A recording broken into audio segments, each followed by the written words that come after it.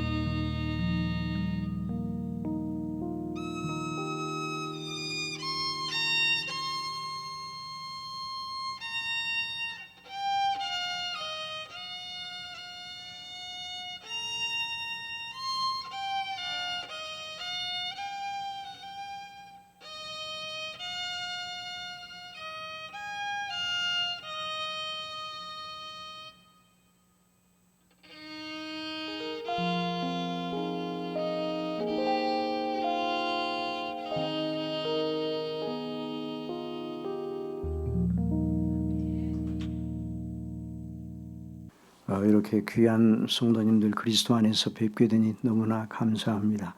우리 최 목사님 교회 늘 최 목사님들 아주 좋은 교제를 나누고 있는 사람인데 목사님 교회 한번 와보고 싶었어요. 그런데 하나님이 어떻게 인도를 하실지 몰랐었는데 이렇게 하나님의 섭리로 오늘 이렇게 귀한 말씀을 증거하는 특권을 또 허락해 주셨습니다. 성령께서 부족한 종에게 함께 하시고 특별히 우리 최 목사님 큰 소임을 맡으셔서 주님께서 주신 소임을 감당하기 위해서 또 가서 그 교회에서 말씀 증거하시고 또 이 분쟁에 대한 문제를 이렇게 잘 이제 보시면서 아름다운 화해의 길로 이렇게 나가는 이런 아름다운 열매가 있도록 성령께서 인도해 주시기를 바랍니다. 오늘 본문 중심으로 말씀을 증거하기를 원합니다. 누가 제게 묻기를 성경이 말하는 복음의 요지를 가장 간단하면서 함축적으로 표현하라 그렇게 요구를 한다면 저는 바로 요한복음 3장 16절의 말씀을 인용하겠습니다. 우리 요한복음 3장 16절의 말씀 다 같이 따라서 읽읍시다. 시작. 하나님이 세상을 이처럼 사랑하사 독생자를 주셨으니 이는 그를 믿는 자마다 멸망하지 않고 영생을 얻게 하려 하십니다. 이 말씀은 바로 하나님의 아들이시오 영생의 주 구원의 주이신 우리 예수님의 입에서 나온 말씀입니다. 이 예수님의 말씀에 의하여 저는 여러분에게 묻겠습니다. 인생에 우리가 좀 살고 있는데요. 이 땅에 있는 사람들의 삶, 인생의 대주제가 무엇이냐? 인생의 대주제, 다른 모든 것들도 있지만 다른 모든 것들에 우선하여 최고의 중요한 문제, 대주제가 무엇이냐? 그것이 빠지면 모두 다 잃어버리고 그것이 있으면 모든 것을 다 찾는 것과 같은 그 주제가 무엇이냐? 그 주제가 무엇이에요? 무엇이죠? 그 주제가 무엇이냐? 요한복음 3장 16절의 말씀 대로라면 그 사람이 멸망하느냐 구원받느냐 영생하느냐 멸망과 영생의 문제가 인생의 대주제입니다. 그러니까 구원이 이 세상에 살아가는 모든 사람들의 최고의 문제요, 최고의 가치입니다. 그 사람이 아주 여러 가지 형편이 어렵고 힘들고 참 남보기에 너무나도 안 됐다는 생각을 할 정도가 된다 할지라도 그 사람이 예수님을 믿어 구원을 받고 영생을 얻었다면 그는 대성공자입니다. 여러분 그렇게 믿습니까? 만일 그 사람이 모든 것을 다 갖추고 남들의 부러움을 사는 그런 조건이 있다 할지라도 그 사람이 영생을 얻지 못하고 멸망하여 영원한 지옥, 하나님의 진노의 불꽃이 꺼지지 않는 그 지옥 형벌을 당하게 되었다면 그 사람이 이 세상에서 누리던 그 모든 좋은 것들이 아무 의미가 없어요. 오히려 그 사람에게 그걸 생각하면 생각할수록 후회가 되고 더 고통이 될 것입니다. 그래서 우리 예수님께서는 그 경우를 부자와 거지 나사로의 비유를 통해서 예수님이 친히 말씀해 주셨어요. 그러니까 예수님이 친히 말씀해 주셨으니까 그 말씀은 꾸며낸 얘기가 아닙니다. 꾸며낸 무슨 동화 같은 그런 얘기 아니라 실제로 있었던 이야기입니다. 그래 누가복음 16장 22절에 이에 그 거지가 천사들에 받들려 그러니까 이제 이 거지 나사로는 참 너무나 어려운 그런 그 입장에 있었어요. 부자의 상에서 떨어지는 부스러기로 배를 채우려 했던 나사로는 참 아무것도 없는 거지였습니다. 그러나 영생을 얻었어요. 그런데 거지 나사로의 죽음과 그 이후, 그리고 날마다 잔치하듯이 즐겁게 풍부하게 살던 부자의 죽음과 그 이유에 대해서 예수님이 뭐라고 하셨습니까? 누가복음 16장 22절에 이에 그 거지가 죽어 천사들에게 받들려.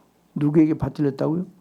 천사들에게 받들려 그 영혼이 아브라함의 품에 들어가고, 참 영화로운, 그 거지가 이 세상에 있을 때는 참 어려웠지만은 죽을 때는 천사들에게 받들려 아브라함의 품, 아브라함과 같은 믿음의 사람들이 가 있는 주님이 말씀하시는 낙원, 천국, 아버지의 집, 아브라함과 같은 복을 누리게 되었다. 그 말씀입니다. 그런데 거기 누가복음 16장에 보면은 부자도 죽어 그랬습니다. 여러분, 사람은 죽습니까? 죽지 않습니까? 죽어요. 근데 우리가 그걸 잃어버리고 살 때가 많아요. 모든 일이 잘 되고 건강하고 형편이 모든 면이 펴지고 그러면 죽지 않을 그 점 생각해요. 그러나 우리가 언제나 잊지 말아야 돼요. 죽는다는 사실을 잊지 말아야 돼요. 그래서 이전에 한 임금님이 아주 그 임금이 지혜로운 임금님인데, 임금님이 한 사람을, 한 신하를 지정을 해가지고 그 임무를 맡겼어요. 어떤 임무를 맡겼는가 하니, 경은 한참 중이 무르익고, 막 잔치할 때 중이 무르익고, 막 아주 사람들이 그 잔치에 좋은 음식을 먹으며 떠들어대며 막 그러고 있을 때, 잔치가 최고조에 달았을 때, 자네가 할 일이 있네. 뭔가 소반에다가 해골을 가지고, 해골을 그 신하에게 맡기면서 해골을 가지고 내 앞으로 와라 그랬어요. 그래서 잔치가 막 무르익을 때 신하가 해골을 들고 임금님 앞에 아무 말도 안 하고 왔습니다. 그럴 때 그 임금님은 나도 죽는구나. 그래서 잔치의 그 모든 흥에 겨웠던 자신과 신하들 전체가 다시 모든 인생은 죽는다 하는 사실에 비추어 어떻게 이 세상에서의 삶을 살아야 되느냐를 생각하게 되었다.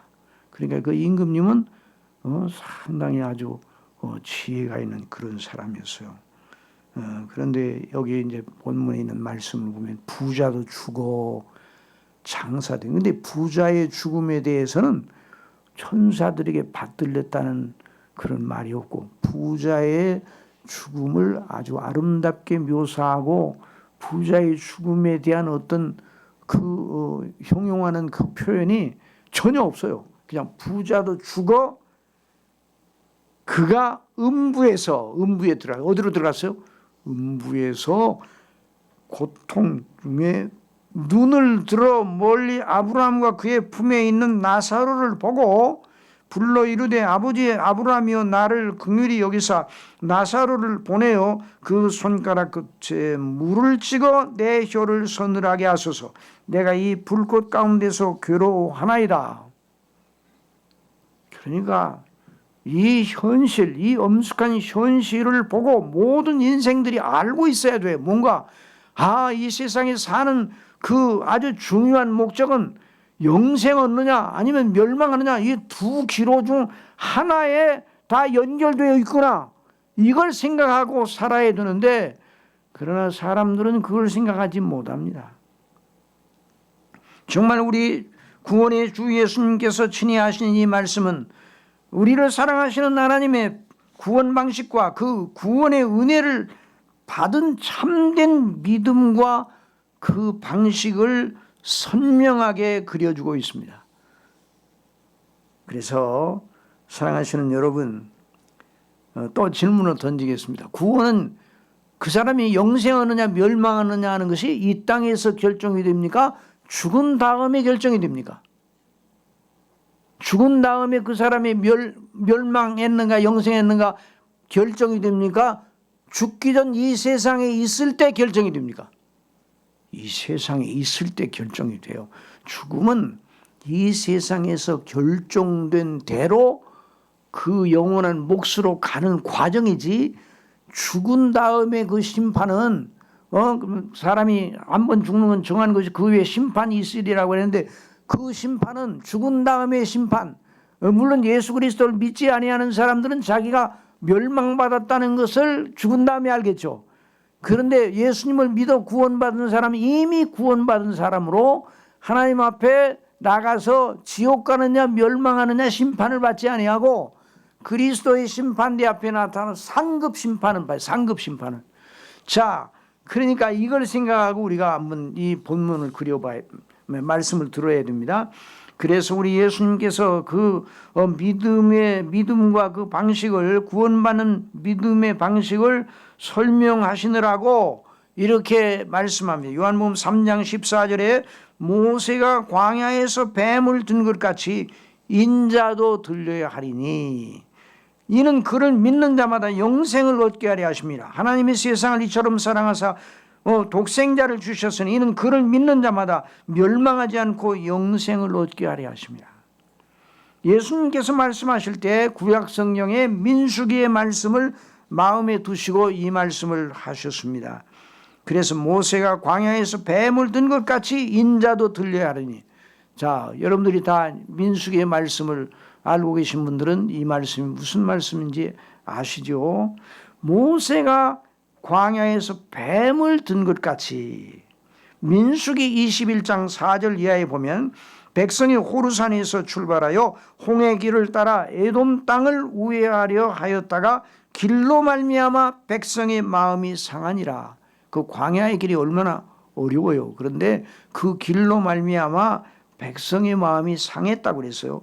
백성이 하나님과 모세를 향하여 원망하되 어찌하여 우리를 애굽에서 인도하여 내어 이 광야에서 죽게 하는가? 이곳에는 먹을 것도 없고 물도 없도다. 우리 마음이 이 하찮은 음식을 싫어하노라 하며. 그러니까 이스라엘 백성이 하나님의 인도하심에 불만을 가졌어요. 이게 뭐야? 하나님께서 우리로 이렇게 하시려고 이러고 여기까지 인도하신 거야? 이 광야에서 이 고생을 하라고 애굽에서 우리를 이끌어내시는 거야? 하나님께서? 이런 원망의 마음이 일어났어요.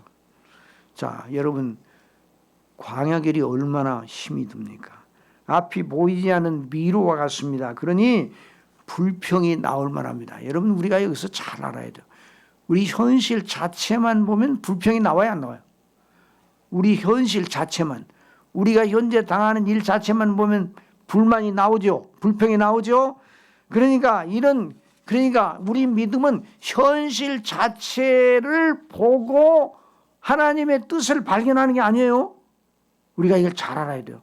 하나님의 섭리의 어떤 국면을 보고 하나님의 뜻이 이런 것인가라고 판단을 내리면 안 돼요. 하나님의 뜻은 어디에 있어요? 하나님의 뜻은 어디를 기준으로 해야 하나님의 뜻을 알 수 있어요? 성경. 어디라고요? 성경. 하나님의 말씀, 하나님의 약속의 말씀이 기록인 성경을.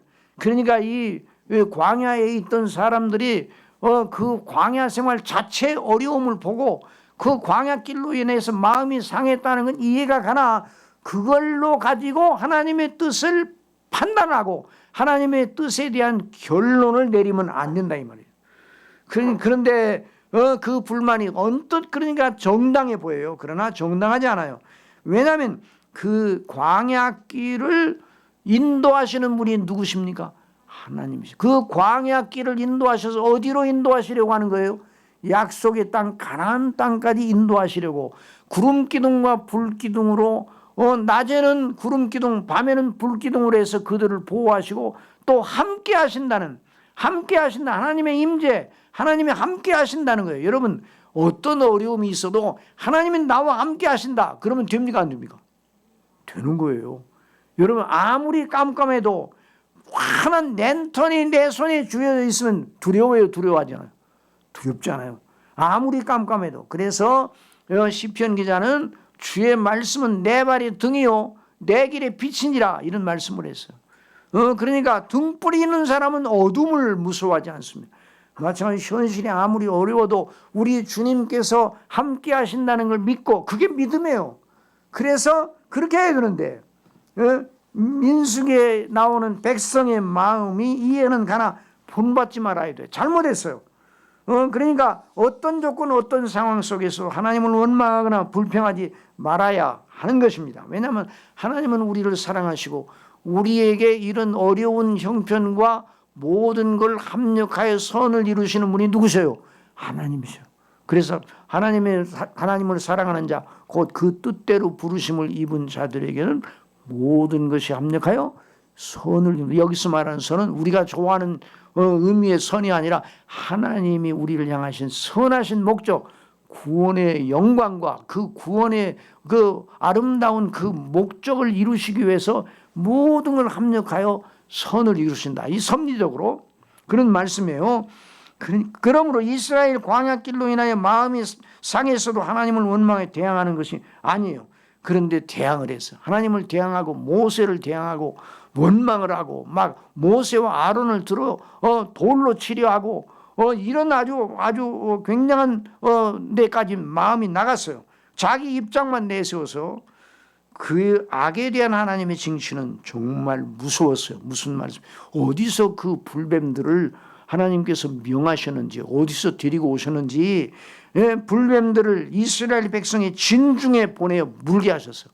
그럼 이 불뱀이 뭔가 그 광야에 살고 있는 맹독성 뱀인데, 그 불뱀이 물리면 왜 불뱀이라는 이름을 붙였는가? 그 독에 그 물어서 독이 몸에 들어가면 몸이 불처럼 뜨거워져. 불 속에 있는 것처럼 뜨거워져서, 그래서 결국 어떻게 돼요?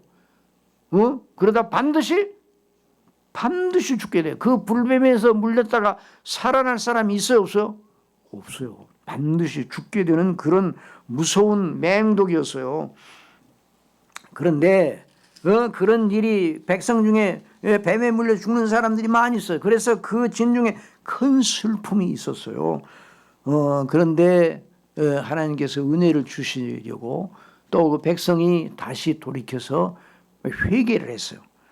그래서 백성이 그 고통 속에 자신들의 잘못을 회개하고 하나님께 자비를 구했습니다.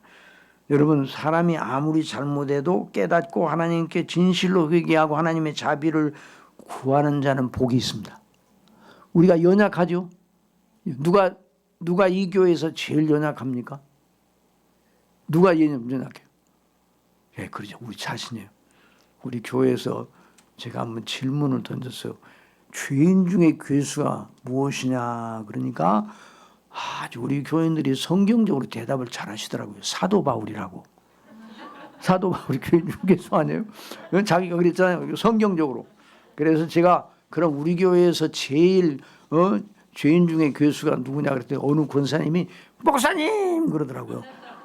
그래서 제가 맞습니다. 그것도 성경적이네요. 저도 죄인 중에. 여러분은 어떻습니까? 우리도 마찬가지예요. 그래서 다 죄인 중에 괴수가 누구라고요? 우리 자신이에요. 자, 그런데 그래도 하나님 앞에 회개를 하면 하나님께서 또 은혜를 주시는 거예요.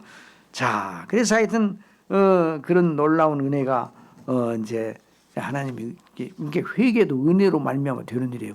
우리 자신이 상당히 다 여러 가지 이게 도덕성이 아직도 잔재가 남아 있어 그런 게 아니라 전적으로 부패했는데 하나님이 은혜를 주시려면 회개의 은혜부터 주시는 거예요. 그래서 하나님이 아끼시기 때문에 그들의 마음속에 불뱀에 물려 죽어가면서 고통하는 사람들의 신음소리를 들으면서 하나님 앞에 두려워하면서 하나님 앞에 자비를 구하도록 모세에게 요청을 했어요. 그러니까 이제 그래서 백성이 모세에게 이르되 우리가 여호와와 당신을 향하여 원망함으로 범죄하였사오니 여호와께 기도하여 이 뱀들을 우리에게서 떠나게 하소서. 모세가 백성을 위해 기도하매 여호와께서 모세에게 이르시되 불뱀을 만들어 장대 위에 매달아라. 물린 자마다 그것을 보면 살리라. 모세가 놋뱀을 만들어 장대 위에 다니 뱀에 물린 자가 놋뱀을 쳐다본 적 살더라. 그랬어요. 여기서 두 강조점. 뱀에 물려 고통이 죽어가던 사람, 고통스러워 죽어가던 사람은 얼마나 절박해요. 반드시 죽는다. 나는 반드시 죽게 되었다는 절박성을 가졌어요. 다른 방도는 효력이 없어요. 반드시 죽게 되어 있다는 사실을 그는 알고 있었어요. 그래서 절체절명, 꼭 죽고 살 길이 전혀 없는 절박한 처지라는 걸 알고 있었어요. 그래서 그 절박한 처지에서 하나님께서 주신 처방, 모세를 통하여 하나님께서 놋배를 만들어 장대 위에 달게 하시고 오직 그것만 쳐다보면 누구든지 반드시 살아난다는 이 놀라운 사실을 믿고 불뱀에 물린 사람이 그 절박성을 가지고 그 장대 위에 만들어 매달아 놓은 놋뱀을 쳐다보니까 어떻게 됐다고요? 살았다고 그랬어요. 살았다고 그랬어요. 그러니까 여기는 두 가지예요. 한번 따라하세요. 절박성. 나는 반드시 죽게 되었다는 절박성. 그 두 번째는 또 확실성. 뭐라고요? 확실성. 그러니까 믿음에는 뭐와 뭐가 있다고요? 절박성과 확실성이 있어. 참된 구원신앙은 절박성과 확실성이 있는 거예요. 이런 믿음이 그 사람 믿음 속에 만약 이 요소가 없다 그러면 아직 그 사람의 믿음이 구원받을 만한 믿음이 아니에요. 구원받을 만한 믿음은 나는 죄로 말미암아 반드시 죽게 되었다 하는 이런 절박성. 나는 죄인 중에 괴수라. 여러분들이 대답하는 것처럼 죄인 중에 괴수라고 하는, 그래 나는 하나님의 진노 아래에 있어서 나 혼자 스스로 내버려 두면 내 의로는 하나님 앞에 의롭다함을 받지 못하고 정죄받아 율법의 정죄 아래서 영원한 지옥 형벌을 받을 수밖에 없다는 이 절박성, 이걸 가져야 돼. 이걸 가지고 그러므로 내가 살 길은 무엇인가? 내 속에서 나올 수가 없어. 또 뱀에 물린 사람이 이 사람 저 사람이 이게 좋다고 저게 좋다고 여러 가지 약을 갖다가 주면서 약재를 주면서 무슨 이 풀뿌리를 주면서 이거 먹어봐 저거 여러 가지 많은 물린 사람들이 그걸 치료하기 위해서 방도를 제시했지만 다 죽었어요. 반드시 죽어요. 그러니까 나는 반드시 멸망하여 지옥 가게 되었구나. 내 스스로는 그런 생각을 가지고 그런 정말 이건 지나가는 생각이 아니라 그러니까 그 사람의 마음속에 그런 의식이 충만해야 돼요. 그리고 그 다음에 뭔가 그런데 장대에 매단 그 놋뱀을 쳐다보면 살리라 하시는 하나님의 말씀을 믿고 그걸 쳐다보고 살았던 것처럼 예수 그리스도를 믿는 사람들은 예수님이 하나님의 아들이시고 그리스도라는 걸 믿고 예수님께서 행하신 놀라운 일이 바로 나를 위한 것이다 하는 것을 믿어 그런 믿음을 가진 사람이 구원받은 사람입니다. 그런 사람이 영생 얻은 사람입니다. 그 사람은 이미 멸망에서 생명으로 옮겨진 사람이에요. 진실로 나를 보내신 자와 나를 믿는 자는 사망에서 어디로 옮겨졌다고요? 생명으로 옮겨졌다고 그랬어요. 생명으로 아들의 음성을 듣는 자마다 살아나리라. 그러니까 예수 그리스도와 그 행하신 일, 십자가에 죽으신 그리고 다시 예수님의 탄생으로부터 하여튼 재림에 이르기까지 오늘 우리가 사도신경을 통해서 신앙 고백한 대로 정말로 그걸 믿어. 그래서 예수님을 믿으면 구원받는다는 하나님의 약속을 믿어. 그러니까 그 예수님을 믿어 구원받는 일은 확실합니까? 확률입니까? 확률 아니에요? 뱀에 물려 죽어가던 사람이 장대를 달린 놋뱀을 하나님의 말씀대로 모세가 들려주는 대로 그것을 쳐다보면 한 사람도 빠짐없이 다 살아났어요. 그래서 확실성이에요. 한번 따라해서 구원의 확실성.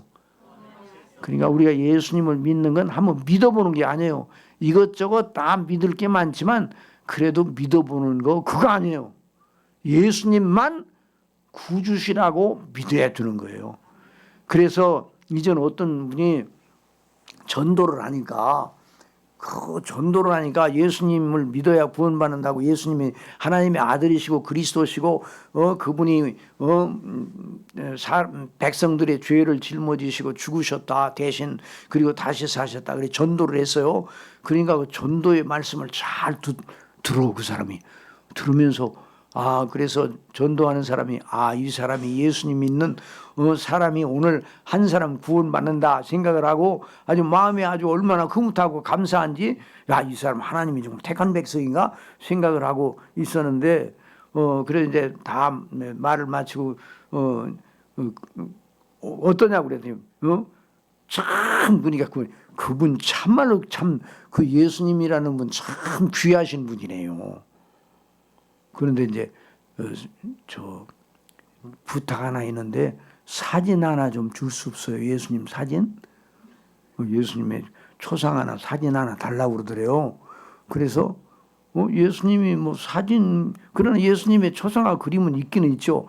그거 하나 달라고 그러더래요. 그래서 그걸 왜 달라고 그러는가, 그거 가지고 그렇게 예수님을 더 잘 믿는 데 있어 도움이 되려고 그러는. 그래서 이제 그 초상화를 줬어요. 그런데 그 다음에 어느 그 사람 집에 갔더니 그 집에 예수님의 초상화만 있는 게 아니요, 석가모니, 공자, 맹자, 여러 종교의 시조들, 또 여러 종교의 이방 종교의 시조들, 또 여러 아주 철학자들, 이런 사람들의 사진이 빼곡하게 붙어 있어. 그러니까 예수님도 그런 여러 종류의 사람들 중에 하나라고 여긴 거예요. 그 사람 구원 받겠어, 안 받겠어? 그 사람 구원 받아야 안 받아? 그래도 예수님을 아주 싫어하는 건 아니니까 구원 받았겠어, 안 받았겠어? 그건요, 참된 믿음이 아니에요. 그 사람은 예수님을 사람 중에 뛰어난 선생님 정도로, 옛날 학교 다닐 때 그렇게 생각을 하잖아요. 4대 성인 중에 한 사람이라, 석가, 또 누구예요? 공자, 소크라테스, 예수. 그러니까 4대 성인 중에 한 사람이 바로 예수다, 이렇게 학교에서 가르치잖아요. 저도 이제 학교에서 그렇게 배웠어요. 그래서 20살 때까지 예수님이 참 매우 훌륭하신 분인데, 예수님이 여전히 사람의 중에서 뛰어난 사람이다, 이렇게 생각을 했어요. 여러 공자, 소크라테스, 또 석가모니, 이런 사람들 중에도 그래도 예수님이 좀 더 낫다, 요 정도로 생각을 했어요.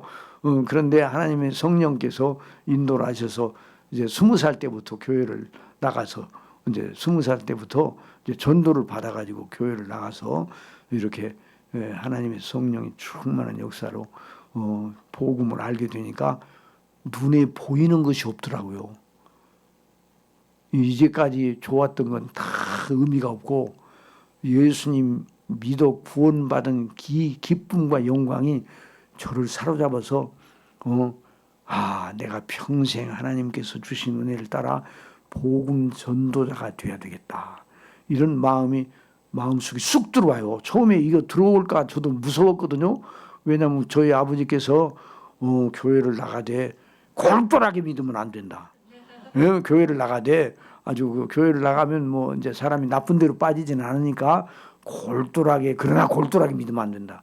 그 저도 생각해서 교회를 나가서 이제 신앙생활 하긴 하되 그 골똘한 자가 되면 안 되지. 저도 상당히 경계를 했어요. 근데 복음의 은혜를 아니까 다른 것이 안 보여요. 제가 원래 방송국 아나운서 하려고 했습니다. 이런 말씀 드리는 못한데, 이계진 아나운서 여러분 아시죠? 이계진 아나운서 제 1년 후배예요. 그래서 제가 이제 우리 고대 방송국에 그래서 그가 이제 국장이고 내가 총무 역할을 하고, 1년 뒤에는 내가 국장이 될 그런 위치에 있었는데, 그 대학교 3학년 때, 그때 제가 만 20살이었습니다. 그때 은혜를 받아가지고 제 앞에서 방송국이 사라졌어요. 그리고 우리 교회 목사님을 통해 주시는 말씀을 통해 날마다 은혜를 받으면서 나도 저 목사님처럼 복음을 전하는 설교자가 됐으면 얼마나 좋을까. 이 마음이 속에 쏙 들어왔는데 이게 그런 생각이 들어왔다가도 들락날락 하잖아요. 다른 생각들은 들어와서 나가지를 않아요. 그래서 예수님을 전혀 모르시는 우리 아버지께 아버지 제가 목사님 되면 안 되겠어요 그랬더니 목사가 되면 안 된다. 큰일 난다. 목사가 누가 얼마나 힘든 건지 목사인데 우리 아버지가 위인입니다. 그래서 제가 아버지 입장에 있다면 다리몽생이로 끊어놓지. 그런데 우리 아버지는 그렇게 하지 않으셨어요. 그리고 나중에 아버지도 물론 예수님 믿고 구원 받으시고 하늘나라 가셨죠. 그렇게 이제 하나님이 인도를 하셨어요. 그러면 이와 같은 일이 어떻게 믿음의 절박성, 예수 그리스도를 믿지 않으면 구원받을 수가 없고 예수님을 믿으면 구원받는다는 이 확실성이 어떻게 생기느냐? 어떻게 생기느냐? 돌을 닦다 생깁니까? 사람이 돌을 닦다 생겨요? 여러분 사도 바울이 예수님을 믿을 때 한참 수도를 하다가 깨달아 가지고 그 예수님을 믿었나요? 사도 바울은 예수 믿는 사람들을 잡아서 옥에 가두고 예수님 믿는 사람을 죽이는데 앞장섰어요. 스데반이 죽을 때 그 증인의 선두에 서 있어서 그래서 스데반이 죽는 것이 합당하다고 하는 것을 인정하는 사람이 옷을 벗어가지고 사울의 발 앞에 서 사울. 그러니까 제일 예수님을 믿기 어려운 사람이 누구냐고 물어보면 사울이어서 사울. 그리고 그날도 다메섹에 가서 예수님 믿는 사람을 잡아다가 예수님을 믿는 사람을 잡아다가 옥에 가두고 공문을 가지고 명단을 가지고 그렇게 하려고 가다가 부활하신 예수님께서 나타나서 빛 가운데 정오의 햇빛보다 밝은 빛 가운데 나타나셔서 사울아 사울아 네가 왜 나를 핍박하느냐 왜 박해하느냐 주여 누이시니까 이 빛에 의해서 눈이 멀 주여 누이시니까 땅바닥에 꼬꾸라져서 주여 누이시니까 나는 네가 핍박하는 나사렛 예수니라. 그러니까 사람이 예수님을 믿는 것은 그 사람 속에 있는 어떤 종교성이나 도덕성이나 이런 거에 의해서 예수님 믿는 믿음을 가지는 게 아니에요. 그렇게 하면 그런 식으로 한다면요. 석가모니가 하나님과 그 하나님의 아들 예수님을 제일 잘 믿는 사람이 그때는 아직 예수님이 안 오셨지만 석가모니가 천지를 만드신 하나님을 제일 잘 믿어야 돼요. 그런데 석가모니는 천지를 지으신 하나님이 계신 줄 몰랐어요. 근데 여러분들 천지 지으신 하나님을 믿습니까? 믿죠? 근데 어떻게 여러분들이 그런 사람이 되었어요? 그 해답이 뭔가? 오늘 요한복음 3장 1절에서 5절까지 그 해답을 주고 있어요. 거기 한번 보세요. 왜 그런 현상이 일어나는가? 자, 거기 한번 보세요. 자, 3장 3절 다 같이 읽어보십시오. 시작. 3장 3절 시작. 예수께서 대답하여 이르시되 진실로 진실로 내게 이르노니 사람이 거듭나지 아니하면 하나님 나라를 볼 수 없느니라. 한번 따라하세요. 사람이 거듭나면 그런 믿음을 가진다. 사람이 거듭나면 그렇게 되는 거예요. 그게 누가 하시는 일이에요? 성령께서 하나님께서 하시는 일.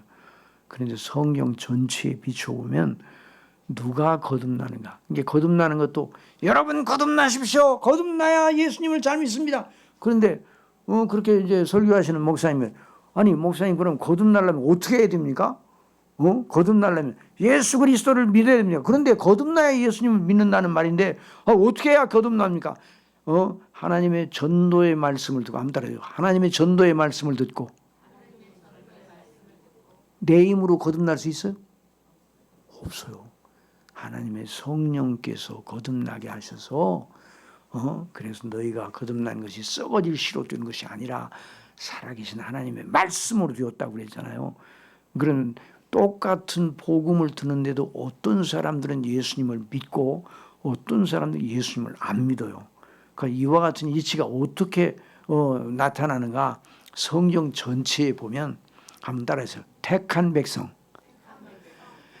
한번 또 따라해서 영생을 얻기로 작정된 자는 다 믿더라.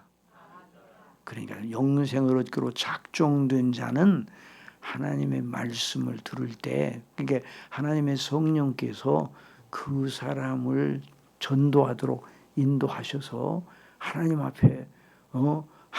앞에 영광을 돌리는 사람으로 세우시기 위해서 그 말씀을 전도하는 전도자를 보내요.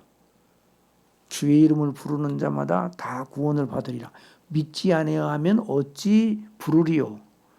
듣지도 못한 일을 어찌 믿으리요? 그러면 말씀이 전파하는 이가 없으면 어찌 들으리요? 그리고 전파하는 자를 누가 보내셨어요? 하나님께서. 그래서 믿음은 들음에서 난다. 어디서 나요? 들음에서 나는데 그 말씀을 들을 때 성령께서 거듭나게 하셔서 진리의 말씀을 들을 때 복음의 말씀, 복음은 뭐예요? 예수 그리스도의 복음은 예수님이 하나님의 아들 그리스도라는 것이 중심이지만 천지 만물을 창조하신 하나님 앞에 모든 인생은 죄인이고 누구든지 그 죄에서 죄 사함을 받지 못하면 영생을 얻지 못하고 멸망하게 되는데 누구든지 반드시 죽는데 반드시 멸망하고 지옥 가는데 그러나 하나님의 아들 예수님께서 이 땅에 사람으로 오셔서 말씀이 육신이 되어 오셔서 그래서 그분이 죄 없으신 그분이 그 모든 믿는 자들의 구주가 되셔서 십자가에 못 박혀 죽으셔서 대신 죽으셔 죄를 속하셔서 그분을 믿음으로 말미암아 구원받는다 하는 이 복음의 메시지를 전도자를 통해서 또 설교자를 통해서 듣는단 말이죠. 들을 때 성령께서 그 마음속에 역사하셔서 나도 예수님을 믿어야 되겠다는 마음을 가지게 돼요. 그래서 성령께서 그 마음속에 두 가지 마음을 주세요. 따라서 절박성, 확실성.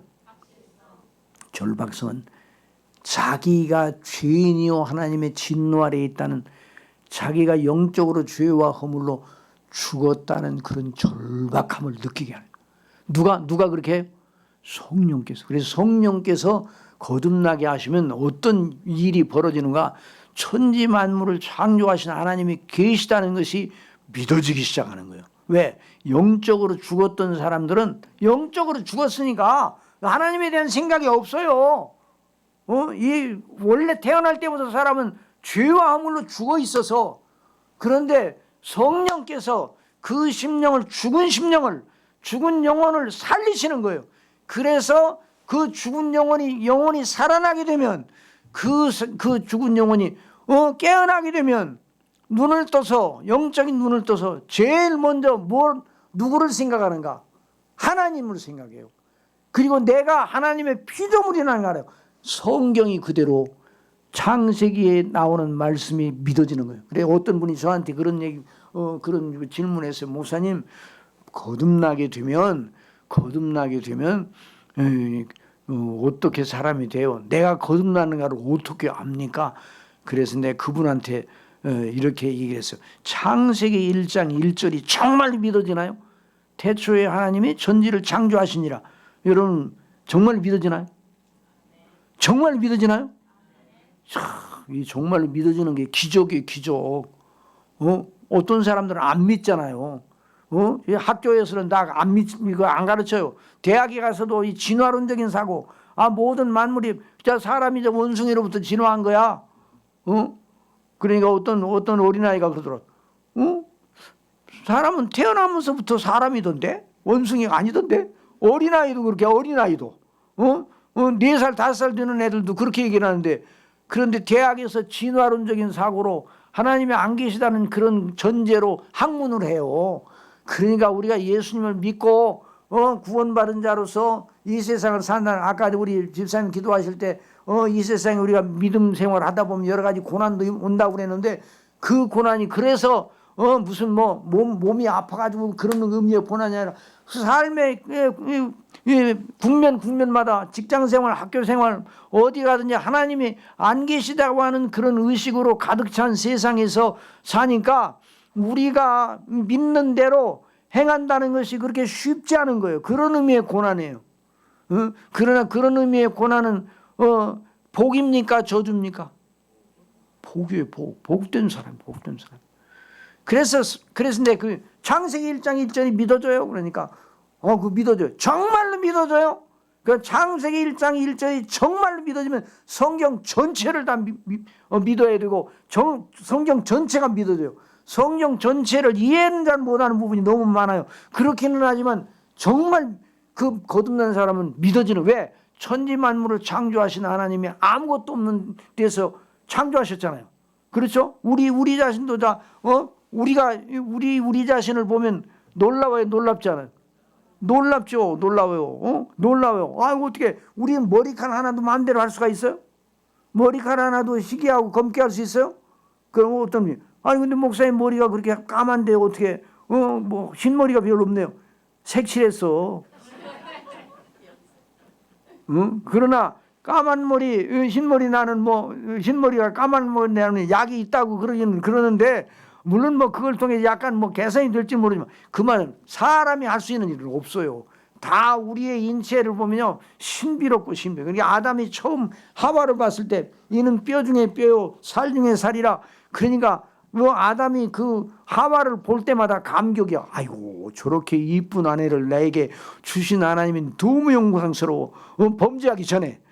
그리고 하와는 아침마다 일어나서 그 남편 아담을 바라볼 때마다 너무 영광스러운 거예요. 누가 생각나? 하나님이 생각나. 모든 만물이 다 하나님의 영광이에요. 그러니까 영적으로 깨어있으니까 그런 상태예요. 근데 범죄하여 하나님의 낯을 피하여 나무싸미에 숨었을 때 그 이유는 사람의 성향이 달라졌어요. 하나님을 싫어하고 하나님을 멀리 그러면 달아나 하나님을 향해요. 그래서 그 영적으로 아담이 며칠 만에 죽었습니까? 범죄하고 선악을 알게 하는 남이 실과를 따먹고 나서 며칠 만에 죽었습니까? 몇 년 만에 죽었습니까? 몸은 930년까지 살아요. 몸은. 그런데 영적으로는 어때? 그날 죽었어요. 영적으로는. 왜냐하면 거기 보면 눈이 밝아졌다고 그래요. 눈이. 따먹으면 눈이 밝아졌다고 그랬죠. 그건 반의적인 말이에요. 반어적인 말이에요. 눈이 밝아진 게 아니라 어두워졌다는 거예요. 이제까지 안 보던 것은 보았다는 거예요. 안 보던 것이 밝아졌어. 눈이 밝아졌어. 안 보던 것이 보여. 이제까지 보이던 건 안 보여. 그런 말이에요. 이제까지 보이던 하나님의 영광은 안 보이기 시작했어. 이제까지 유념하지 않아도 되는 일이 그 마음속에서 보이기 시작했어. 그래 부끄러운 마음이 일어났어요. 수치감이 일어난 것은 벌써 그 마음이 떳떳하지 못하다는 거예요. 그러니까 이게 눈이 밝아졌다는 말이 좋은 의미로 밝아졌다는 게 아니에요. 영적으로 죽었다는, 그날 죽었어요. 그런데 모든 인생은 죄와 허물로 죽어 태어나는 거예요. 그런데 사람을 하나님이 구원하실 뜻을 가지고, 그러니까 하나님께서 인생을 향하여 두 가지 행사가 있습니다. 인생을 궁극적으로 행하시는 일이 두 가지예요. 뭐예요? 한번 따라하세요. 멸망시키는 거예요. 심판하시고 멸망하는 거예요. 그게 한 가지고, 또 하나는 구원. 뭐라고요? 구원과 심판과 구원, 이 두 가지가 성경에 쭉 돼 있어요. 이 두 곡선이 꼬여서 성경이 진행되는 건데, 하나님께서 그래도 불쌍히 여기셔서 구원하실 뜻을 세우셔. 여자의 후손이 뱀의 머리를 상하게 하고, 뱀의 후손은 여자의 후손이 발꿈치를 상하게 한다. 이런 말씀. 여자의 후손이 누구예요? 예수 그리스도예요. 예수 그리스도. 동정녀 마리아에게서 성령님으로 잉태되어 나신 그 그리스도를 여자의 후손이라 이렇게 표현해서, 그래서 구원의 놀라운 은혜를 주시려고 이런 놀라운 은혜를 예수님을 보내신 거 아니에요. 그런데 예수님의 복음을 전할 때 어떤 사람들은 그것이 믿어지고 어떤 사람 안 믿어지는 어떤 사람들은 거듭나게 하셔서 성령께서 거듭나게 되면 아까 말씀드린 것처럼 영적인 눈이 떠져서 하나님이 살아계신 거 그것이 믿어지기 시작하는 거예요. 성경이 믿어지기 시작. 성경이 정말 성경이 하나님의 말씀으로 믿어집니까? 그런데 어떤 분이 그런데 목사님 다른 건 다 안 믿겠는데요. 요나가 물고기 뱃속에서 어떻게 3일 동안 살았어요? 숨도 못 쉬었을 텐데. 그래서 별걸 다 걱정한다고 그랬어요. 천지 만물을 아무것도 없는 것에서 만드신 하나님께서 그 살고 죽고 하는 모든 질서를 누가 만드셨어요? 하나님 만드셨는데 그 창조주께서 어떤 방법을 통해서든지 그 하나님이 만드신 질서 속에서 그를 살게 하지 못하시고서 별 걱정을 다 안 해. 또 어떤 분이 그래. 그런데 예수님이 물 위로 걸어가셨다고 그러는데 어떻게 걸어가셨어요? 한쪽 빠지려고 하면 이쪽으로 듣고 그래서 그런데 그래서 별 쓸데없는 생각을 하네. 그 잔머리를 쓰지 마요. 여러분 믿음 생활하려면요 잔머리 쓰는 버릇을 버려야 돼. 우리가 이해가 다 되지 않을 경우가 있어요. 여러분 하나님의 행사가 이해가 됩니까? 좀 이따 우리가 이제 여기는 2부 3부 예배가 없어서 좋네. 왜 그러면 다른 예배 가면요 언제까지 딱 끝나야 돼요. 그러니까 안 끝나면 어떤 목사님이 이제 부흥회를 갔는데 거기 큰 교회로 갔는가 봐요. 그런데 1부 2부 3부가 있어. 언제까지 끝나야 됩니다. 그러니까 어느 정도 이제 설교가 막 진행되는데 저 뒤에서 어떤 양반이 이렇게 하시는 거예요. 또 어떤 데는 또 저 뒤에다가 신호등을 달아놨대. 그래가지고 이제 끝날 때가 됐습니다. 그러면 노란 불이 들어와. 그래가지고 시간이 다 되면 이제 빨간 불이 들어와. 그런 교회도 있어. 그러니까 그래 이제 어떤 교회 가서 이제 사경회를 하는데 이렇게 하더래. 그래도 이제 또 말씀이 남았으니까 계속하니까 강단이 불을 끄더라네. 그래서 아주 그런 일이 그래서 내가 그랬어요. 아이고 큰 교회가 좋은 점도 많이 있기는 그렇다고 해서 뭐 큰 교회는 다 나쁘다 그건 아니에요. 작은 교회가 좋다 이것만 아니지만 그렇게 1부 2부 3부가 있으니까 그게 시스템이 돌아가니까 그런데 여기는 시스템이 돌아갈 필요가 없네. 그래서 이런 말씀을 드리는 거예요. 그러니까 이 성경이 뭐 어떤 하나님의 말씀인데 성경에 이해되기 어려운 부분이 있잖아요. 그러나 문제가 될 게 없어요. 믿음으로. 여러분 어린아이가 그래서 이제 너희 믿음이 어린아이 같지 못하면 전교에 들어가지 못한다고 그러죠. 어린아이처럼 하나님 나라를 받들지 않으면 들어가지 못한다고 말씀하시는 어린아이가 부모한테 질문하는 게 어려운 질문이 많아요. 저거요. 어려운 질문이 많죠. 그렇죠. 예? 어려운 질문이 많아요. 그러면 부모가 그 어린아이에게 그 대답해 줄 수 있어요? 대답해 줘도 몰라요. 그러니까 너는 네가 크면 다 알게 돼. 그럴 때 이제 그 어린아이가 내가 크면 알게 된다고? 내가 지금 현재 있는 어린 상태도 몰라요? 어떻게 해서 그런 일이 그러고 따지고 든다면 굉장히 똑똑한 어린아이처럼 보이지만 조금 정상이 아니요. 그런 경우는 어떻게 돼요? 엄마가 그런 얘기를 하고 아빠가 그런 얘기하면 알았어 아빠. 그래서 그 마음의 의문이 아무 문제가 없어요. 왜? 누구를 믿으니까? 아빠 엄마를 믿으니까. 그러니까 믿음의 용량은요 무한대요. 믿음의 용량은 우리의 이해와 이성의 용량은 제한돼 있어요. 그러니까 하늘의 여러분 우주 하면 또 여쭤보겠습니다. 우주가 끝이 있습니까 없습니까? 우주가 어느 정도 넓은 거 아니? 우주를 갖다 재려고 그러면 아주 너무 우주가 너무 넓기 때문에 재기가 힘들어요. 그래서 재다 못해가지고 그냥 재는 사람이 그냥 들어 누워버리고 말았어요. 그래서 무한대를 무한대를 어떻게 표현해요? 팔자가 넘어져 있는 것이 무한대야. 무슨 말인지 몰라요? 팔자 있잖아요. 무한대 표시할 때 팔자를 갖다가 넘어뜨렸잖아. 팔자가 이렇게 서 있잖아요. 8, 1, 2, 3, 4, 8. 8이 넘어진 게 무한대야. 그게 죄다 너무 힘들어가고 그냥 지쳐 넘어져 버렸어. 그 정도로 우주가 무한대라는 거예요. 우주가 무한대인데, 야 여러분, 우주가 무한대인데 끝이 있겠어요, 없겠어요? 아니요, 끝이 있어요. 한번 따라하세요.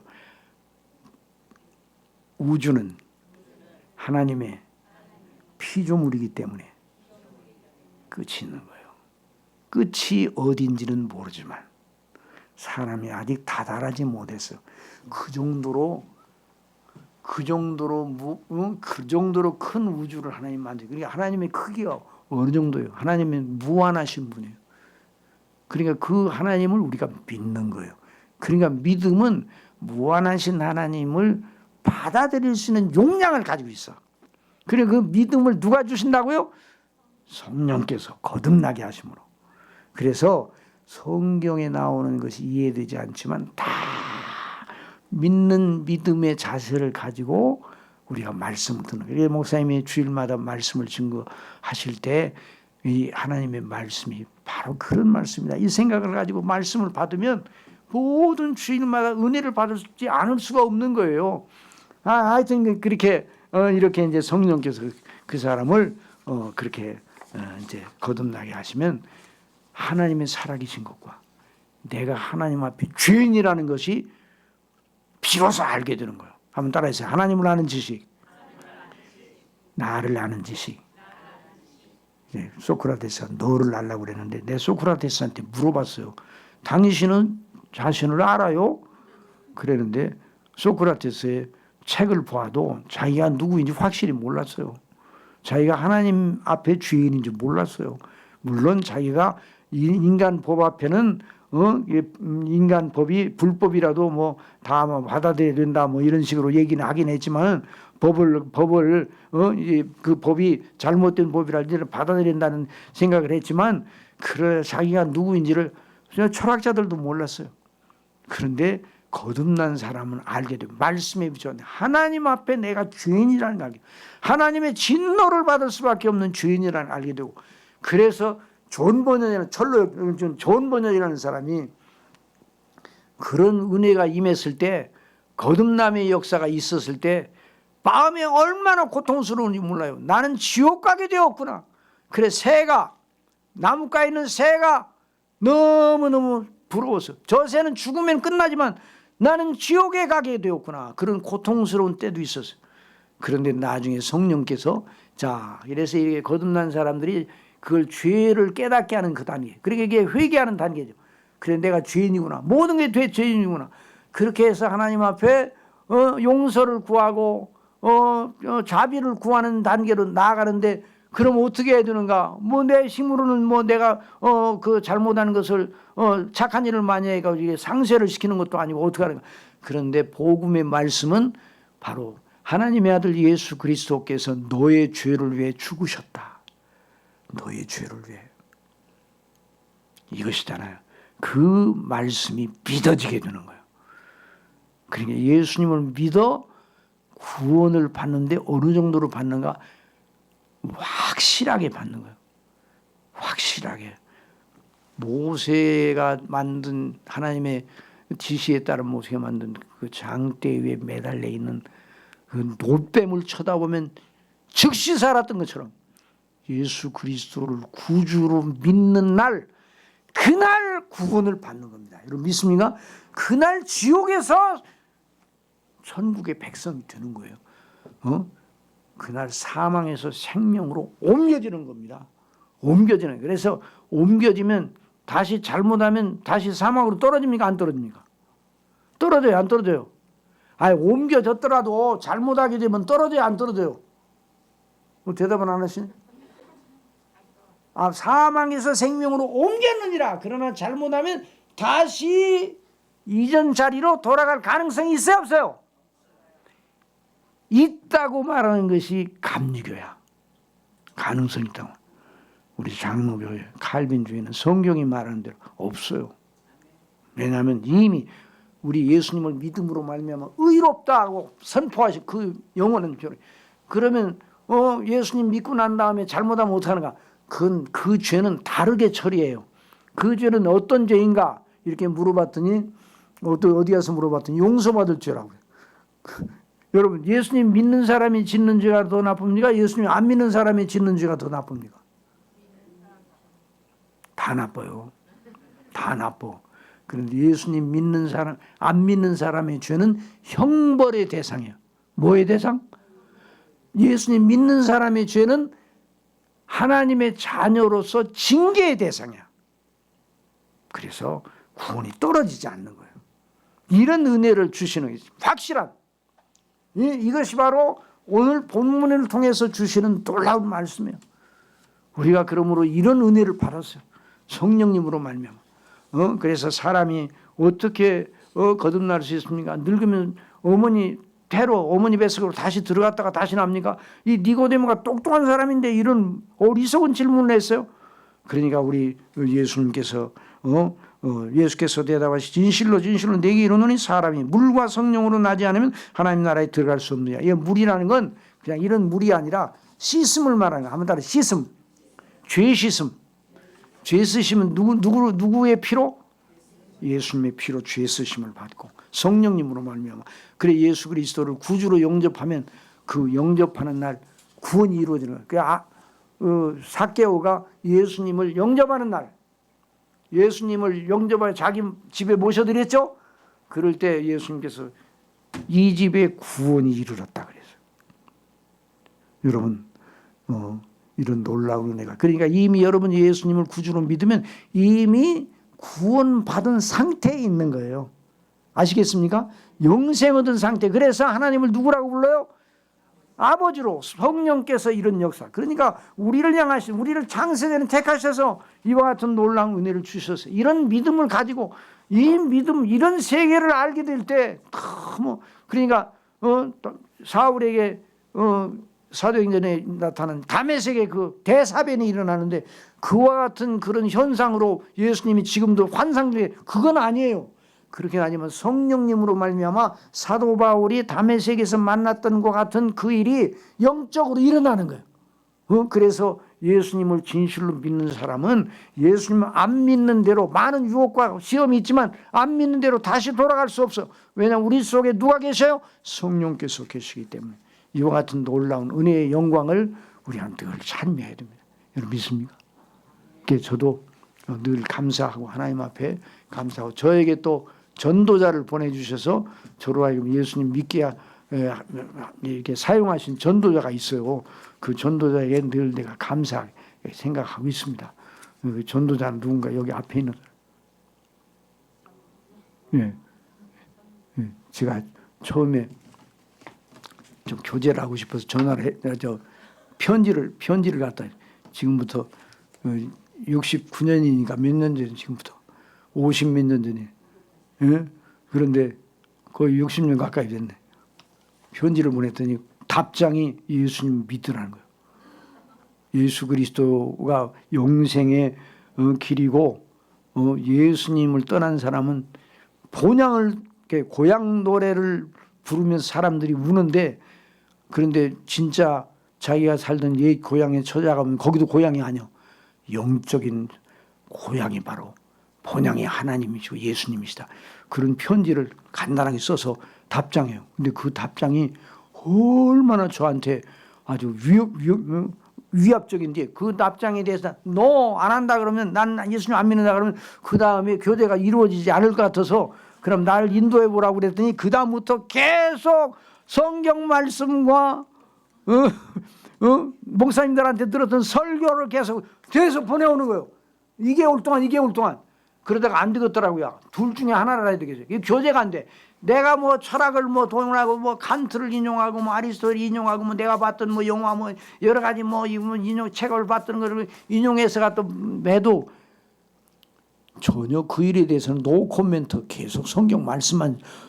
그래서 이 여자하고는 내가 교제를 하려면 둘 중 하나를 다 해야 되겠다. 내 것을 버리고 따라가든지 아니면 내 것을 세우고 끊든지 둘 중에 하나 해야 되겠다. 그래서 생각하니까 내 것이 더 높아 보이질 않아요. 하나님 인도하셨죠. 그래서 나도 교회 나갈 때 인도하라고 그랬더니 그래서 이제 편지 주고받은 지 2개월 만에 교회를 나갔어요. 교회를 처음 나갔는데 그 첫 번째 설교에 제가 그냥 녹아버렸어요. 사울이 그 다메섹 도상에 있었던 그와 같은 일이 일어났어요.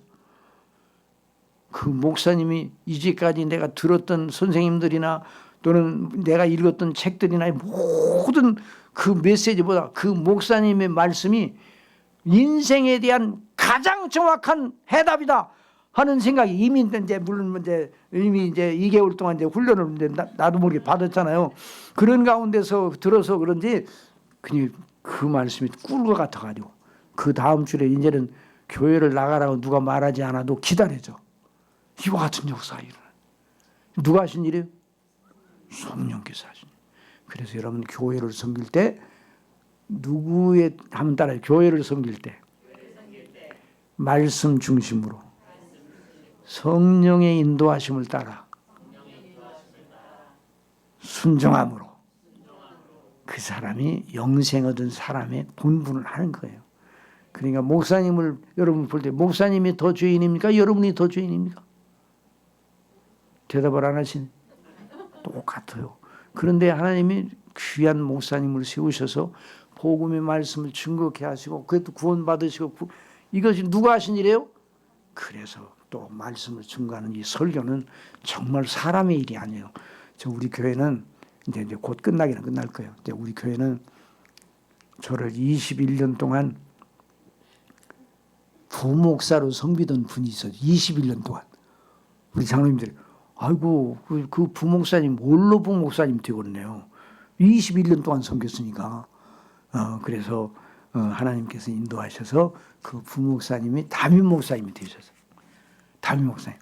그래서 제가 이제 담임 목사님. 지금 이제 늘 아무개 목사님, 부목사님 불렀는데 이제는 담임 목사님. 주일마다 저는 담임 목사님한테 90도로 인사를. 그래서 담임 목사님 저한테 120도로 인사를. 그래서 하나님의 놀라운 은혜 속에서 우리 교회가 진행을 하거든요. 우리 교회는 저는 이제 몰로 목사로서 한 달에 한 번씩 설교를 하는데 그러나 언제나 담임 목사님을 항상 높여드려요. 그 담임 목사님은 누가 세우신 거예요? 제가 세웠죠. 라고 생각하면 그 원로 목사는 망하는 거예요. 아시겠어요? 뭐 여러 가지 그런 시험이 들어가지고 아주 복잡한 교회들이 가끔 있어. 원로 목사를 세우신 분도 하나님이시지만 담임 목사를 세우시면 누구세요? 하나님이세요. 장로님을 누가 세우셨어요? 여러분이 투표해서 세웠잖아요. 그렇게 생각하면 큰일 나는 거예요. 안수 집사님 누가 기름 부으셨어요? 하나님. 이런 믿음을 가지고 범사에 하나님의 은혜를 따라 섬기는 우리 성도교회가 되어서 여기에 하나님의 자녀들을 많이 택한 백성들을 보내주셔서 거듭나게 하시는 역사, 회심의 역사가 계속되기를 간절히 바랍니다. 기도하겠습니다. 사랑하시는 아버지 하나님, 웬 은혜요 웬 사랑입니까? 저희 자신을 보면 저희들이 생각하기에도 모자라고 아무것도 하나님 앞에 내세울 것이 없는데 아버지께서 보실 때는 얼마나 더욱 그러하였겠습니까? 그래도 아버지께서 택하시고 그리스도의 피로 구속하시고 성령님으로 인치사 거듭나게 하셔서 예수님을 믿어 구원받게 하시고 하나님을 아버지로 부를 수 있는 아버지로 부를 수 있는 이런 특권을 주신 아버지, 영생 얻은 우리가 이 땅에 있을 때부터 하나님의 자녀로 하나님의 성령의 인도하심을 따라 늘 순종함으로 주의 나라와 영광을 위해서 섬기는 이런 사람들로 세워주셨으니 늘 함께 하시고 또 우리 세우신 목사님과 장로님과 모든 성도님들이 그리스도 안에 연합하여 복된 아름다운 거룩한 덕을 나타내는 성도교회도 함께 그래서 하나님 앞에 영광 돌리게 해주시고 이 교회에